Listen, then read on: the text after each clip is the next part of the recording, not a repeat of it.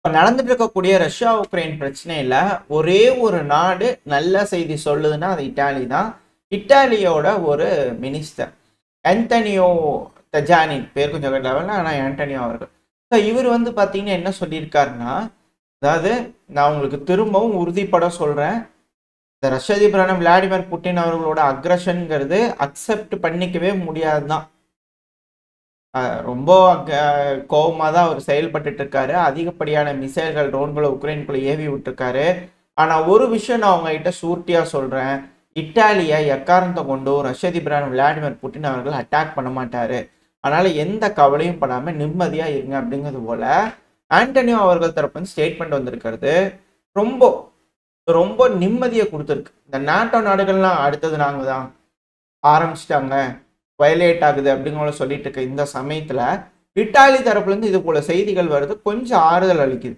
ஏன்னா நம்ம முன்னாடி இருந்து சொல்லிட்டு இருக்கோம், இந்த இட்டாலியெல்லாம் வந்து பண்ணா பேச்சே இல்லை, செயல் அந்த அளவுக்கா அப்படிங்கிறதும் கேள்விதான். ரொம்ப கமுக்கமா ஒரு ஓரமா எந்த ஒரு இதுலயும் செயலே இல்லாம அவங்க வாட்டுக்கு ஒரு ஓரமா இருந்துட்டு இருக்காங்கன்னா அது இட்டாலி தான். இதை பெருசா எஸ்கலேட் பண்றது ஒண்ணு வந்து பாத்தீங்கன்னா பிரான்ஸ், யூகே, இவங்க ரெண்டு பேரும் சேர்ந்து ஜெர்மனியை வச்சு ஏதாவது செய்யலாமா அப்படிங்கிற யோசனை பண்ணிட்டு இருக்காங்க. அவ்வளவுதானே தவிர இந்த 3 நாடுகள் அடுத்த போலாண்டு ஏய் ஏய் அப்படிங்கிறதுனால எப்ப பாரும் கையை முடிச்சு விட்டு ரெடியா நின்றுட்டு இருப்பாங்க, அது வேற கதை. பட் ஆனா பிரச்சனைக்குரிய நாடுகள் அப்படின்னா இந்த யூகேயும் பிரான்ஸும் மட்டும்தான் போல தெரியுது. அது பிரான்ஸ் இப்போ பேக் அடிப்பாங்க போல தெரியுது. ஸோ வெயிட் பண்ணி பார்ப்போம். இது யூரோப்பியன் யூனியன்ல இருக்கக்கூடிய சிக்கல்கள் இப்போ ஓரளவுக்கு நாடுகள் பின்வாங்குறாங்க அப்படிங்கிறது தெரிஞ்சிட்டு இருக்கு. இல்ல மெயினான விஷயம் என்னன்னா, ரஷ்யாவோட எஸ்கலேஷன் நாளுக்கு நாள் இன்க்ரீஸ் ஆகுது அப்படின்ற குற்றச்சாட்டுகள் வருது.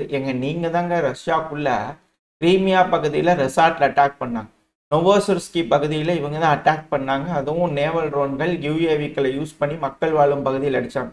இப்போ அதுக்கு பழிவாங்கும் விதமா ரஷ்ய தரப்புல ஹெவியா அட்டாக் பண்ணுமா இல்லையா? பயங்கரமான அட்டாக். இந்த ருத்ரதாண்டவம்னு சொல்லுவோம்ல, அதெல்லாம் மேல ஒரு படி மேல போய் பேயாட்டம் ஆடிக்கிறாங்க ரஷ்யா உக்ரைனுக்குள்ள. ரஷ்யா மொத்தம் 643 ஏரியல் அசெட்ஸை பயன்படுத்தி உக்ரைன் மேல தாக்குதல் பண்ணிக்கிறாங்க. அது 41 லொகேஷன்ஸ் பாதிப்படைஞ்சிருக்கு இந்த தாக்குதல்னால அப்படிங்கிற சொல்றாங்க. மொத்தம் 593 ட்ரோன்கள், 50 மிசைல்கள், இதுல க்ரூஸ் மிசைல், பெலிஸ்டிக் மிசைல்னு பல வகையான மிசைல்களை யூஸ் பண்ணி ரஷ்யா அடிச்சுக்கிறாங்க. இதுல 5 மிசைல், 31 ட்ரோன்கள், 16 பகுதிகளில் தாக்குதல் நடத்தி இருக்கு அப்படிங்கிற சொல்றாங்க. உதிரி பாகங்கள் உதிரி போய் 25 பகுதிகளில் விழுந்து சேதங்கள் ஏற்பட்டிருக்கு அப்படிங்கிற சொல்றாங்க. ஹெவியான அட்டாக் உக்ரைனோட பல பகுதிகள் இருந்து கதறல்கள் வந்துகிட்டு இருக்கு. அதுவும் ஹெவியான அட்டாக் ஒடசா ஒப்லாஸ்ட். ஒடசா ஒப்லாஸ்ட்ல இருக்கக்கூடிய இண்டஸ்ட்ரியல் ஃபெசிலிட்டிஸ், இப்பெல்லாம் சிவிலியன் பயன்படுத்தக்கூடிய சிவிலியனோட இண்டஸ்ட்ரீஸை கூட மேபி மாடிஃபை பண்ணியிருக்கலாமா, மேபி இருக்கலாமா அப்படிங்கிற வகையில வந்து பார்த்தீங்கன்னா ரஷ்ய தரப்பு அட்டாக் பண்ணிட்டு இருக்காங்க. ஏன்னா ஆயுதங்கள் அதிக அளவில் உக்ரைன் கேட்கிறாங்க. அப்படி வந்துருச்சு அப்படின்னா ரஷ்யாக்கு ஆபத்து. இது போல சூழ்நிலைகள் இருக்கனால ரஷ்யா ஒடசா ஒப்லாஸ்ட்ல இருக்கக்கூடிய ஒரு வைன் இண்டஸ்ட்ரி மேல வந்து பண்ணா தாக்குதல் பண்ணிக்கிறாங்க. வேர் ஹவுஸ், வைன் வச்சிருக்கக்கூடிய வேர் ஹவுஸ் மேல அட்டாக் பண்ணிக்கிறாங்க. வேர் ஹவுஸ்னாலே ஆயுதம் தான். போர்னு வந்துருச்சு, ஜெலன்ஸ்கி அவர்கள் போர் அப்படிங்கிறத கேட்கிறாரு அப்படின்னா கண்டிப்பா எஸ்கலேட் ஆகுதுன்னா இது போல விஷயங்களும் நடக்கத்தான் செய்யும். 50 நபர்களுக்கு மேல இவாக்குவேட் பண்ணிக்கிறாங்க அந்த வேர் ஹவுஸ்ல இருந்து அப்படிங்கிறதோட தகவல்கள்லாம் வந்துகிட்டு இருக்கு. அடுத்த மிக பெரும் தாக்குதல் நடந்தது அப்படின்னு வந்து பாத்தீங்கன்னா உக்ரைனோட கேபிட்டலான கீவ்ல 4 நபர்கள் கொல்லப்பட்டிருக்காங்க. 12 வயது குழந்தை உட்பட 28 நபர்களுக்கு மேல காயமடைஞ்சிருக்காங்க அப்படின்னு சொன்னாங்க. டெலகிராம் சேனல்ல இந்த பதிவு நான் ரெக்கார்ட் பண்ணிட்டு இருக்கும்போது 30க்கும் மேல இன்க்ரீஸ் ஆகி போயிட்டு இருக்கு. ஹெவியான அட்டாக் கேபிட்டல் கீவ்லயும் வந்து பாத்தீங்கன்னா நடந்திருக்கு. அது போக டர்ன்ஹீவ் ஒப்லாஸ்ட்ல ஹெவியான அட்டாக் நடந்திருக்கு எலக்ட்ரிக்கல் இன்ஃப்ராஸ்ட்ரக்சர் பகுதியில. 27 செப்டம்பர் அப்படிங்கிறது பண்ணா கொடூர தாண்டவமா இருக்கு. 27 செப்டம்பர் நைட்ல இருந்து 28 செப்டம்பர் அதிகாலை இந்த டைம்ல ஹெவியான அட்டாக் நடந்துட்டு இருக்கு. இந்த சர்னிஹிவ் பகுதியில தாக்குதல் பண்ணதுனால மொத்தம் 177 வில்லேஜஸ், இந்த சர்னிஹிவ் ஒப்லாஸ்ட் இருக்கக்கூடிய வில்லேஜஸ் கரண்ட் இல்லாம பாதிப்படைஞ்சிருக்கு அப்படிங்கிற உக்ரைன் தப்புன்னு சொல்றாங்க. இந்த சர்னிஹிவ் ஒப்லாஸ்ட்டை நம்ம திரும்பவும் பார்க்கிறோம். இந்த சர்னிஹிவ்ல ஏன் இந்த அளவுக்கு ஹெவியா அட்டாக் நடக்குதுன்னா உக்ரைன் அந்த பகுதிகளில் ராணுவத்தை அதிக அளவில் டிப்ளாய் பண்றாங்க. ஒருவேளை திரும்பவும் ரஷ்யாவோட பிரியான்ஸ்க் ஒப்லாஸ்டுக்குள்ள ஒரு அஃபென்சிவ் ஆப்ரேஷனுக்கு பிளான் பண்ணிருக்கலாம். இது பல தடவை நம்ம சொல்லிட்டு இருக்கோம். திடீர்னு பண்ணாலும் ஆச்சரியப்படுறதுக்கு இல்லை, ட்ரம்ப் அவர்கிட்ட பர்மிஷன் கேட்டதா கூட சொல்லிக்கிறாங்க. ஸோ என்ன வேணாலும் நடக்கலாம். ஸோ இந்த ஒரு ப்ரிகாஷனுக்காக ரஷ்யா இந்த பகுதிகளில் ஹெவியா அட்டாக் பண்ணிட்டு இருக்காங்க. துல்லியத்தன்மை ரெண்டாவது, அங்க ட்ரைனிங் எடுத்துட்டு இருக்கக்கூடிய நபர்கள் மேல அட்டாக்கு, ஆளுங்க அதிகமாக குமிஞ்சிருக்கக்கூடிய அட்டாக்னு சொல்லி பலதும் நம்ம பார்த்துட்டு இருக்கோம். ஏர் டிஃபென்ஸ் சிஸ்டம் வந்து பலதையும் அங்கே சூறையாடிட்டு இருக்காங்க. ஸோ உக்ரைனோட நடமாட்டம் இந்த பகுதிகளில் அதிக அளவில் இருக்கு. ஸோ இப்படி இருக்கும் சமயத்தில் தான் உக்ரைனோட அதிபரான விளோடிமிர் ஜெலன்ஸ்கி அவர்கள் தரப்பு ஒரு டிக்ளரேஷன் வந்திருக்கு. என்ன அப்படின்னா, உக்ரைனான நாங்கள் ஒருபோதும் இப்போ ரஷ்யா கட்டுப்பாட்டுக்குள்ளே எடுத்திருக்கிறாங்களே எங்களோட பகுதிகளை, அதை நாங்கள் ஒத்துக்கவே மாட்டோம் ரஷ்யாவோட பகுதின்னு. ஆனால் நாங்கள் ஒரு விஷயம் செய்யறதுக்கு இப்போ ரெடியாக இருக்கோம். என்னன்னா சீஸ்ஃபயர் போட்டுக்கலாம். இப்போவே டுமாரோவே சீஸ்ஃபயர் இம்ப்ளிமெண்ட் பண்ண நான் தயார். கரண்ட் ஃப்ரண்ட் லைன் என்னவோ அதில் அப்படியே சீஸ்ஃபயர் போட்டுக்கலாம். எல்லா அட்டாக்ஸ் எல்லாத்தையும் வந்து பண்ணால் ஸ்டாப் பண்ணிடலாம். கரண்ட் ஃப்ரண்ட் லைனில் எந்த ஒரு அட்டாக்கும் பண்ண வேண்டாம், எல்லாத்தையும் அப்படியே ஸ்டாப் அப்படிங்கிற ஸ்டாப் பண்ணிக்கலாம். இதுக்கப்புறம் அந்த லேண்டெல்லாம் நாங்கள் இழந்த லேண்டெல்லாம் பேச்சுவார்த்தை மூலிமா நாங்கள் மீட் எடுத்துக்கிறோம் அப்படிங்கிறது போல ஜெலன்ஸ்கி அவர் சொல்கிறாரு. இதெல்லாம் தலைவரே நீங்கள் 3 வருஷத்துக்கு முன்னாடி செஞ்சுருக்கணும் தலைவரே.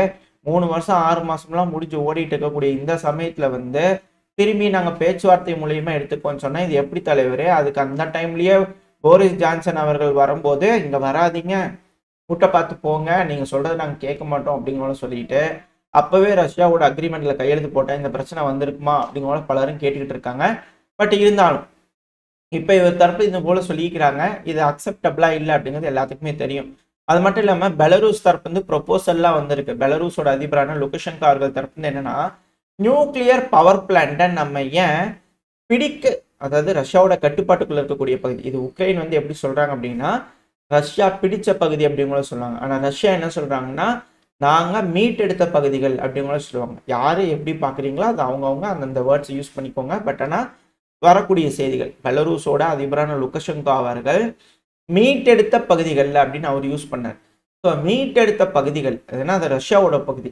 ஸோ மீட்டெடுத்த பகுதிகளில் இருக்கலையே கிழக்கு பகுதிகள், அதாவது தாக்குதல் இல்லாத நடக்காத இடம் இருக்கு இல்லையா, ஸோ அந்த பகுதிகளில் நம்ம ஏன் பவர் பிளான்ட்டை கட்டிடக்கூடாது?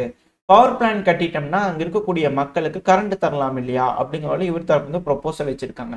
ஏன்னா அந்த இடத்துல இருக்கக்கூடிய கிளாஸ் பிளான்ட்டாக இருக்கட்டும், ரெண்டாவது வந்து பார்த்தீங்கன்னா அந்த இடத்துல இருக்கக்கூடிய எலக்ட்ரிக் இன்ஃப்ராஸ்ட்ரக்சர் எல்லாத்தையும் உக்ரைன் அட்டாக் பண்ணிட்டு இருக்காங்க. ஸோ அப்படி அட்டாக் பண்ணுறாங்கன்னா இதுக்கப்புறம் வின்டர் வரப்போகுது, அதுக்குள்ளே ரெடி பண்ணாதான் கரண்ட் சப்ளை இதெல்லாத்தையும் வந்து பண்ணால் ரெடி பண்ண முடியும். ரெடி பண்ணாதான் அங்கே இருக்கக்கூடிய வீரர்கள்னால குளிர் காலத்தில் வந்து பார்த்தீங்கன்னா அவங்களால சர்வே ஆக முடியும். ரெண்டாவது அவங்களுக்கு வேணுங்கிற ஹீட் சோர்ஸ் வந்து பார்த்தீங்கன்னா அதுவாக இருக்கும். கரண்ட் நிறைய விஷயத்துக்கு யூஸ் ஆகும். ஸோ இது போல் நியூக்ளியர் பிளான்ட் அப்படிங்கிற சொல்லும் போது உக்ரைனும் ஸ்மால் நியூக்ளியர் ரியாக்டர் இது போல சொல்கிறாங்க இல்லையா. ஸோ இதுக்கப்புறம் வந்து பார்த்தீங்கன்னா இந்த டெரிட்டரிஸ் வார் நடக்கக்கூடிய பகுதிகள்லாம் இது போல் சின்ன சின்ன நியூக்ளியர் ரியாக்டர்ஸ்லாம் அங்கங்கே வந்து பார்த்தீங்கன்னா ரெடி பண்ணுவாங்களா அப்படிங்கிற கேள்விகள் இருக்குது. ஸோ என்ன நடக்க போகுது அப்படிங்கிறது பார்த்துடலாம். ரெண்டாவது ஒரு விஷயம் கிளியர் ஆயிடுச்சு. இந்த யூஎன்ல மீட்டிங் நடந்தது இல்லையா, இதுல ரஷ்யாவோட ஃபாரின் மினிஸ்டரான சர்கி லாவ்ரோவ் அவர்களே வந்து பண்ண கன்ஃபார்ம் பண்ணிக்கிறாரு.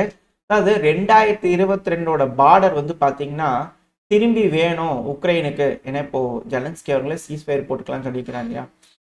ஸோ அந்த பார்டரை மீட் எடுக்கணுன்ற பேச்சு யாருக்கிட்டையுமே இல்லை. ஒருத்தர் கூட அதை வந்து பார்த்தீங்கன்னா பேசவே இல்லை. ஸோ எல்லாத்துக்கும் தெரிஞ்சிருச்சு. அது மட்டும் இல்லாமல் இது எல்லாம் வந்து பார்த்தீங்கன்னா திருப்பி பேசுகிறாங்க அப்படின்னா அவங்களுக்கு அரசியல் குருடு அவங்களாம் அப்படிங்கிறது போல, ஆனால் பொலிட்டிக்கல் பிளைண்ட்னஸ் அப்படின்னு சொல்லியிருக்கிறேன். ஸோ அவங்களுக்கு வந்து அந்த அளவுக்கு தான் நாலேஜ் இருக்கு. ஸோ என்ன நடக்குது அப்படிங்கிற பேசிக்கான ஒரு புரிதல் இல்லை. அப்படிப்பட்டவங்க தான் அப்படிலாம் பேசுவாங்க அப்படிங்கிற லாவ்ரோவ் அவர்கள் வந்து கன்ஃபார்ம் பண்ணியிருக்கிறாரு. ஸோ யாருமே வந்து பார்த்தீங்கன்னா 2022 பார்டரை கூட கிளைம் பண்ணல. அதாவது 1992 பார்டர் வேணும் அப்படிங்கிற கேட்டிருந்த உக்ரைன் இப்போ 2022 பார்டரை கூட கிளைம் பண்ணலன்னா பார்த்துக்குங்களேன். ஸோ அந்த அளவுக்கான மாறுதல்கள் மேற்குலக நாடுகளுக்கு வந்திருக்கு. ஸோ இது இந்த ரஷ்யா உக்ரைன் பிரச்சனையில நடக்கக்கூடிய விஷயங்கள். ஓரளவுக்கான தகவல்கள் இந்த பையில பார்த்துருப்போம். எந்த அளவுக்கு எஸ்கலேட் ஆகிட்டு இருக்கு, நாட்டோ நாடுகளோட மனம் மாறுதல் எப்படி, ஜெலன்ஸ்கி அவர்களோட மனம் மாறுதல் எப்படின்னு சொல்லிட்டு. இதே போல தாக்குதல் பண்றாங்க அப்படின்னா உக்ரைன்ல மிச்சம் மீதி எதுவும் இருக்காதுன்னு பெலரூஸோட அதிபர் சொன்னார் லுகஷென்கோ அவர்கள்.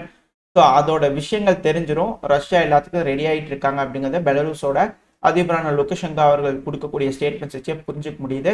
நாங்கள் எல்லாத்துக்கும் தயாராக தான் இருக்கோம், வந்து பேசி சொல்கிற டேர்ம்ஸ் ஒத்துக்கிட்டீங்கன்னா ஒத்துக்க, இல்லைன்னா அவ்வளோதான் பார்த்துக்க அப்படிங்கிறது போல பகிரங்கமான மிரட்டல் இப்போ இந்த விஷயங்கள்லேருந்து தெரிய வருது. ஜெலன்ஸ்கி அவர்கள் ஒத்துக்கு வர மாட்டாரா, திரும்பவும் இதே போல எஸ்கலேட் பண்ணணும் அப்படிங்கிறது போல மனப்பான்மை அவருக்கு இருக்குமா இல்லையா, என்ன நடக்க போன்றது வெயிட் பண்ணி பார்த்தலாம். ஸோ ஓரளவுக்கான தகவல்கள் இந்த பையில பார்த்துருப்போம்னு நினைக்கிறேன். இதோட இந்த பையன் நான் முடிச்சுக்கலாம். இந்த பதிவு எப்படின்னு உங்களுக்கு பிடிச்சிருந்தா லைக் பண்ணிட்டு உங்க ஃப்ரெண்ட்ஸ் நம்மளை ஷேர் பண்ணிக்கோங்க. அது கூட மறக்காம இந்த பதிவு பற்றி உங்களோட கருத்துக்களை கமெண்ட் செக்ஷன்ல சொல்லுங்க. இந்த பதிவு நல்லா இருக்கும்னு நம்பிக்கையில் அடுத்த பேர் உங்களை சந்திக்கிறேன். Stay safe. பை.